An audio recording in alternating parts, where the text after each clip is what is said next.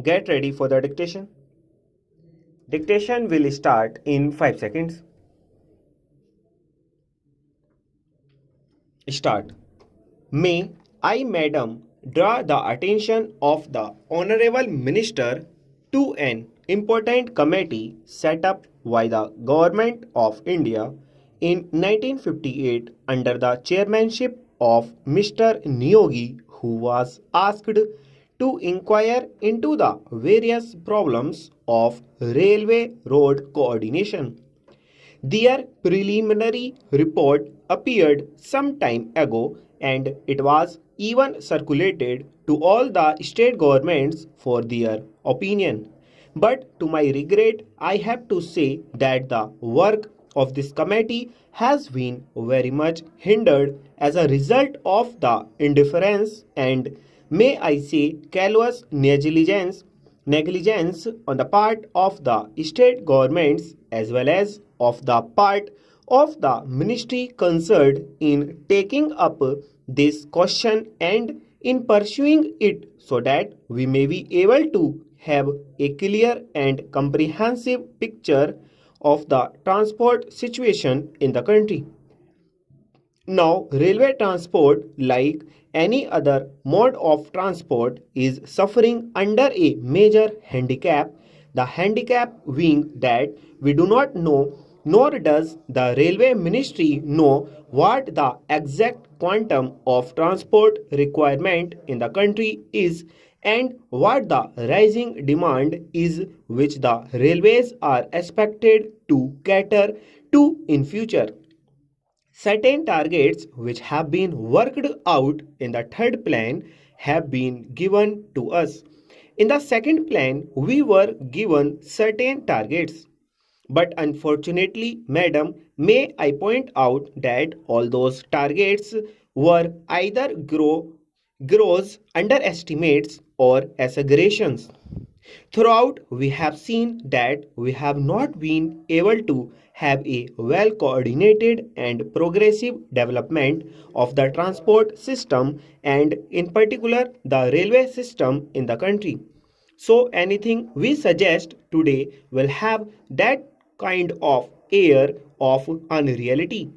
Without knowing fully or adequately what exactly the transport needs in the country are, we are not in a position to discuss or dilate upon the problems of the railways or the transport itself. Madam, last year when I was speaking on the budget, I pointed out that there had been planning of some sort, but within this planning, there had not been sufficient planning in the functioning of the administration.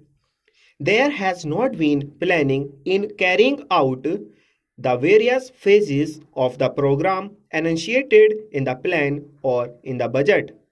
Frequently, we come across the statement by the Honorable Minister that the railways have not been able to fulfill certain things. I went through the pages of the budget papers and also the speech of the minister. I came across this significant expression. Wherever there are failures or shortfalls in performance, we are told that these are mainly due to unpredictable factors or factors beyond control. I do not think that some of the factors which my honorable friend would like us to believe that they are unpredictable or uncontrollable cannot be anticipated. For instance, I may draw the attention of the Honorable Minister to one important fact, that is, we have been supplying since some time past empty haulage for a long distance to collieries, to steel factories, and so on. We are told that this empty haulage is unavoidable, that we have to find empty wagons to steel factories and collieries to carry away raw material or perhaps coal and the like. So, for a long distance, we find wagons going empty, but If there had been a research cell, an organization in the ministry to find out ways and means of utilizing these wagons fruitfully while avoiding bottlenecks in between, we could have solved the transport difficulty to a certain extent. I do not want to be told by the minister that this is a physical impossibility. Even in the advanced countries of the world, every movement of wagon, coach, and engine is planned before it is put into operation. It is unfortunate and tragic that in this country, after a decade of planning, we have not been able to think in terms of planning while executing the works.